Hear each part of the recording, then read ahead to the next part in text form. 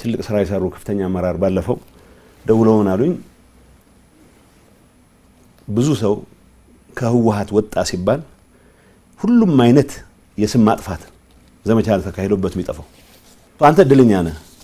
ሳይሞት በዚህ ደረጃ ህዝብ ያከበረ ሰው ነህ ይሄንን የለውጥ እንቅስቃሴ ያሳየህን ወጣት ግን አባንደን አታርግ አሉኝ አባንደን አላረግም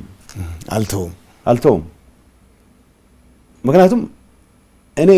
የዚህ ሁሉ ሂደት የጥፋት አካል ነበርኩ የመፍትሄው አካል መሆን ስለምፈልግ ነው ህወሓት አመራር ይሄ አሁን ምልህ ክሪሚናል ባንች ከፖለቲካ ሲኑ ካልወጣ በስተቀር የትግራይ ህልውና ሁሌም እገታ ውስጥ ነው የሚቀጥለው ሁሌም የትግራይ ህዝብ ከጥፋት አደጋ ነፃ ሊወጣ አይችልም የትግራይ ፖለቲካ እንዲስተካከል